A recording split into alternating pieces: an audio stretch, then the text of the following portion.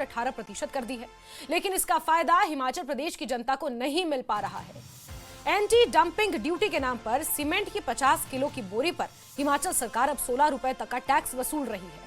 जब हिमाचल प्रदेश आपदा और आर्थिक तंगी से गुजर रहा है, तब आम लोगों को राहत देने की बजाय कांग्रेस सरकार अपनी तिजोरी भरने में लगी है। आदरणीय प्रधानमंत्री श्री नरेंद्र मोदी जी की प्रेरणा से हिमाचल प्रदेश में घरों के निर्माण एवं इंफ्रास्ट्रक्चर के पुनर्निर्माण की ज़रूरतों को ध्यान में रखते हुए सीमेंट पर जीएसटी में छूट दी गई, जिससे सीमेंट के प्रति बोरी पर 30 रुपये तक का दाम कम हो गए थे, क्योंकि पहले सीमेंट पर 28% जीएसटी लगता था, जो अब घट करके 18% हो गया है। हालांकि इसका लाभ हिमाचल प्रदेश की जनता नहीं ले पाई, क्योंकि कांग्रेस की सरकार, हिमाचल प्रदेश की कांग्रेस सरकार ने सीमेंट का दाम कम करने के बजाय सीमेंट के दाम को बढ़ा दिया है। जो जनता के हक का लाभ था, जिसका लाभ जनता को मिलना चाहिए था, उसे लूटने में हिमाचल सरकार उसी दिन से लग गई है जिस दिन जीएसटी पर छूट दी गई थी। सुक्खू की सरकार झूठी गारंटियों के नाम पर हिमाचल प्रदेश के आर्थिक स्थिति को बदहाल करके रख दिया है।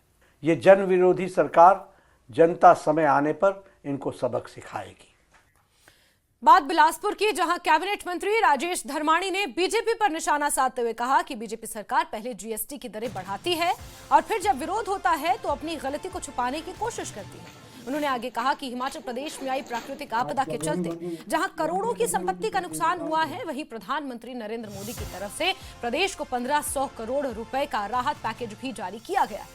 वहीं इन 1500 करोड़ रुपए में से प्रदेश को अब तक 1 करोड़ रुपए भी नहीं मिले हैं।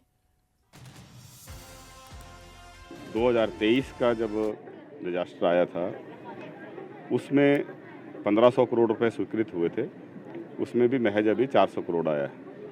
2 साल बाद किसी भी डिजास्टर होने के बाद जो है वो 400 करोड़ रुपए आए, वो किस्तों में आएगा। 1500 करोड़ की स्वीकृति हो गई है, लेकिन किस्तों में आने से जो है जो रिस्टोरेशन के काम हैं उनको फिर पहले ही लेट होने की वजह से, जहां रिस्टोरेशन का काम मान लिया 1 करोड़ से होना था, वो नुकसान जो है 2 बरसातें उसके बाद निकल गई, तो वो नुकसान बढ़ गया है और कई जगह वो 5 गुना 10 गुना भी हो गया।